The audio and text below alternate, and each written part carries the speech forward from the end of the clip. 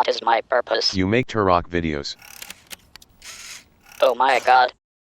Like a regular Barracuda, but only more acidic.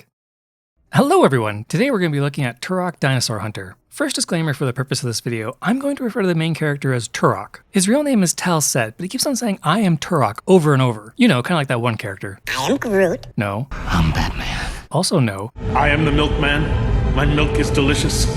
What? Hopefully everyone's cool with calling him Turok. We should probably get this video started. Ready? Talset, go. The first thing I want to touch on is the majority of this video will primarily use the PC version from 2015 as it's really well optimized. Part of me really wanted to do this video with the original N64 version, but the Night Dive Studios version is a blast. The HD textures, controls, teleporting deer, ragdoll explosions, outrageous guns, and fast gameplay is everything a Turok game should be. Maybe Disney will take a hint next time. Hopefully there is a next time. The new version even includes the old cheat menu. Big head mode? Check. All weapons? Check. Infinite ammo? I even went and checked out the original N64 version for this video and I forgot how rough it was. The fog which limits our view distance is absolutely ridiculous. Enemies will just pop out of the fog as we move around. On your first playthrough, this is goddamn stressful. This combined with the N64's controls made Turok an absolute pain to play on one of my favorite consoles. And you know what goes terribly with bad controls? Turok's platforming sections. On PC, it's not an issue as you can look down and figure out your footing, but on the N64, it was brutal. Anytime you look down and let go of the C button, the game recenters the camera. And you know what else really grinds my gears was finding all the level 8 keys. To be fair, most of them are pretty easy to find, but if you can't find the last one, you are 100% screwed. Let me in. Let me in.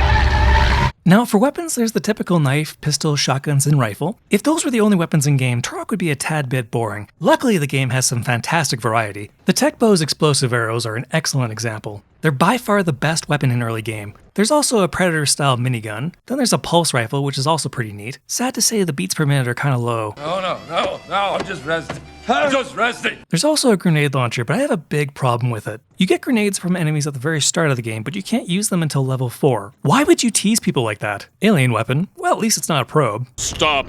We have reached the limits of what rectal probing can teach us. Quad rocket launcher. This is an excellent tool for home defense. Just don't blow yourself up. Particle accelerator. Nothing like removing an enemy at an atomic level. Fusion cannon. And I'm blind. Chronoscepter. I'm a fire and Well, that happened. The game also includes a special power-up which slows down time. You know in Canada we have something similar, right? This reminds me of the Quicksilver kitchen scene from Days of Future Past, just a tad more violent. Let's look at enemies. Turok has a little bit of everything. No. There's suicidal dudes who are overdramatic, cave-dwelling kangaroo lizards, present-day ancient warriors, skinny aliens, not-so-skinny aliens, sober high priests. You sober now? No, yeah. Cyborgs, and a ripoff of ED-209 from RoboCop. Those enemies are cool, but the dinosaurs are where it's at. There's raptors, dimetrodons, triceratops, and a T-Rex. All 4 are awesome, but you know, for a game that has Dinosaur Hunter in the title, I feel like Turok is a bit underwhelming. You could have included Stegosauruses or pterodactyls. Heck, Turok 1 doesn't even have little campies. Really, I blame Jurassic Park for setting the bar too high, as this is what drew me to Turok in the 90s. Last thing for enemies, it should be noted later in the game the Dimetrodons have shoulder-mounted machine guns, and the Raptors have literal cannons in place of one of their arms. Maybe I'm just old-fashioned, but I like my dinosaurs without robot parts. Let's talk about the bosses of Turok. The first is the Long Hunter. Should have called you the Short Hunter. Then we have Mantis. Guess who's a virgin? After that we have the T-Rex, and his vision is not based on movement.